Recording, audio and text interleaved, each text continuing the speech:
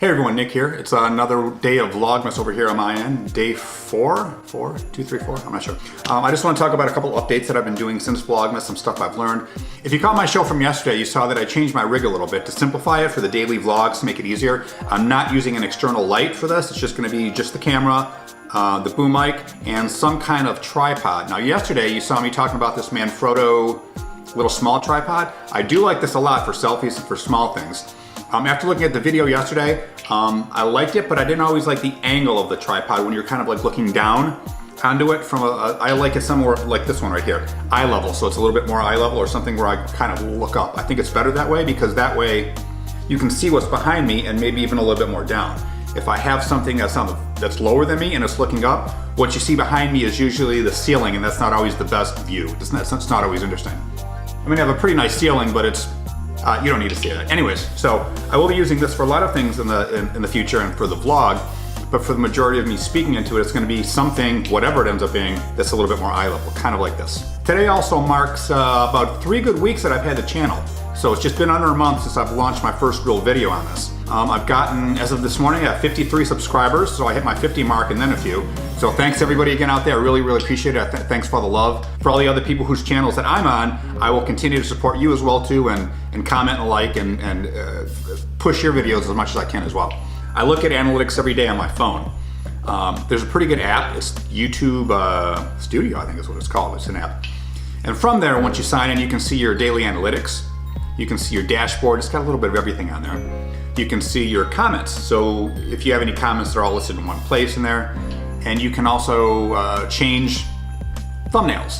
You can update different things on each video. It's very, very useful. I use it every day, mainly for the analytics part of it, because I've been really looking at my Channelytics, or my stupid term, but it actually makes sense. My channel analytics. I like to see after I launch something, how well it does. If it performs well, are people watching it? How long they watch it for? Where they're coming from, and how the trends are. Like for instance, what are, for the people that are on my channel so far and for new ones, where the spikes are. Do people usually watch it in the morning or afternoon after dinner-ish time or 10 o'clock at night? So it's good to really see those now that I've gotten, except after about 3 weeks, now that I have about, I think it's like 14 videos so far, this might be 15. I get a chance to look at all those and see I have a lot more data over the last 3 weeks to see how things work. What videos I have that are doing very well, that are performing, which ones are doing pretty good but maybe not as good, and trying to figure out why those are. So I'm taking this Vlogmas whole thing because I have to do one of these every day. So I'm getting a little faster with my video process for being able to do these and arrange them and edit them and get them out, which is always good because you want to be able to be good at your craft. So I like the whole process, refinement, streamline thing for this. But it also gives me a good chance to try different things. If I'm only doing one a week and they're more like produced shows, they're a little more streamlined, a little polished, it'll take me longer to figure out these analytics. But if I'm doing one every day, even if it's a more stripped down type of show, I can at least get a lot more feedback a lot more quickly on certain things. Like for instance, if I'm putting a different intro video, if I even have an intro video, if I even have like a real intro for the vlog stuff anyways.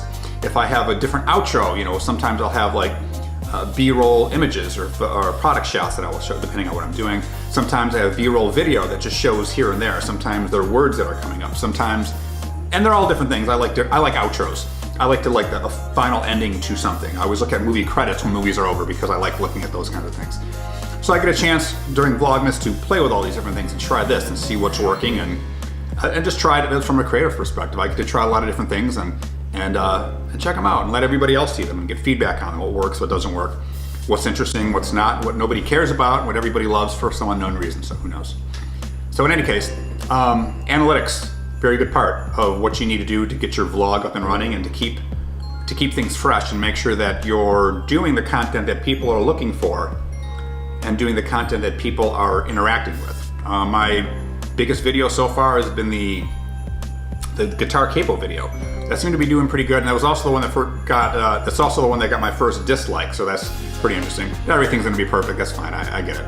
But like I said, 3 weeks, 53 subscribers so far, that's pretty good, and they've all been organic. I haven't done any of the sub for sub things because I would rather have 53 good, interested subscribers to my channel that actually like what I'm doing and interact with it. You know, every time I post something, I get likes, I get a decent amount of views for the number of people I have. I get comments and interactions, and if anybody's currently sub to my channel and they have your own channel, you'll notice that I'm always very active in it, kind of like I am with my Facebook friends and everything, my friends on Facebook. I'll see somebody post something and I'll post something encouraging, or just so I'll make sure that I like stuff. I'll look at their channels every so often and see, is there anything else in here that I haven't seen yet? Let me look at that and put a like on there, put a good supporting comment. I would rather have other subscribers like that on my channel than to just say, here, I'm gonna go on this site and give me sub for sub so I can get 1,000 subs, 1,000 subscribers, but nobody really watches the videos and nobody likes them, and it's not interactive, and I have no interest in doing that. So I'm just gonna grow everything organically. That's what they call it, I guess. So I'm just gonna grow it organically and take it from there. I've been having a lot of fun with this so far the last 3 weeks. The daily Vlogmas, I thought was gonna get a little daunting, and it probably will be at some point. This week's really busy with me for a lot of different reasons, but I still have this streamlined down, so I can get these done in under an hour too. It takes me about 15 minutes to think about it, shoot it.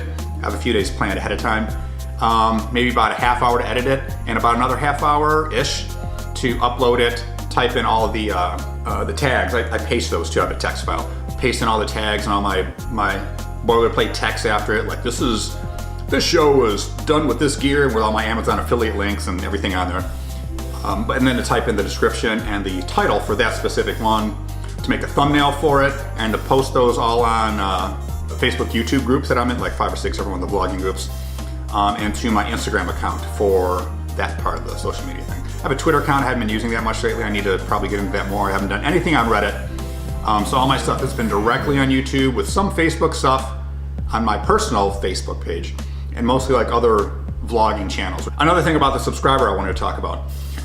At first, I wasn't sure how I was going to do the subscriber thing. I figured, well, I will subscribe to other people's channels that I'm generally interested in and interact with them, and ideally they'll subscribe back to me if it's something that they're interested in.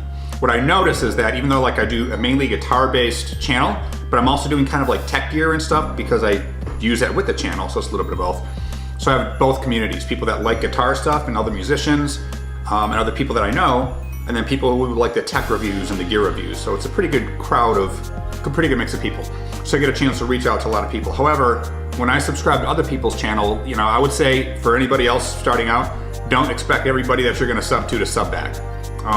And just like in life, you can't come in with those expectations because you're gonna always be let down. It's not a bad thing, but I mean, it's realistic. I would say for every 5 people whose channels I've subbed and I would say, hey, I like your channel, I'm gonna sub it, check out mine sometime. And I would go to theirs, and here and there, I'd like videos and post a comment, and nice comments, like videos, great video, I'd like to see more. Out of every one that I've done that for, like say out of every 5 I've done that for, I might have gotten maybe 1 or 2 on average, about 2 or 3 maybe, subs back. Probably around 2 for every 5. It's not a lot, and it sounds like it kind of sucks, but you know what? That's just the way it is. That's the way it's got. If you're not genuinely interested in somebody else's channel, it's up to you. But I figure, like, to me, it's kind of like the law of averages. The more you do, the more you put yourself out there, the more relationships you actually make with other people and interact with them, the more they'll start interacting with you. Like right now, when I post things, there's at least a good, the 53, there's probably about a good 10 people that'll comment back instantly, and like it's like a Facebook thing, like you would be on Facebook. There's a lot of interaction, people making comments, and that's exactly what I'm looking for back then. I don't want any extra subs to say, well, I have 1,000 people on here and nobody's doing anything. So anyways, I am making a show sometime this week, an actual more produced show on here that's gonna do probably about heat, humidity, and guitars. Side note, humidity, the lack of humidity, like dry air and heaters, furnaces in the winter are horrible, freaking horrible for guitars, especially acoustic guitars. It can warp the necks, it can do all kinds of craziness. So not everybody knows that. Sometimes they have to find out about the wrong way if they have their acoustic guitar sitting next to a fireplace for too long and it's a dry room, even if it's not dry, just because it sucks all the water out and the wood warps. Anyways, I'm gonna do a show on that because I think it'll be really, really helpful for other guitar players that might maybe help them avoid running into a problem. So that's coming up this week, and I'll probably use this to have like a little side-by-side thing so you can actually see how I'm filming it. So without further talking anymore, I think that's gonna be it for my vlog for today. Thanks a lot, hope you have a great time, and I will leave you with some B-roll from my travels last night and today, along with the rest of the Christmas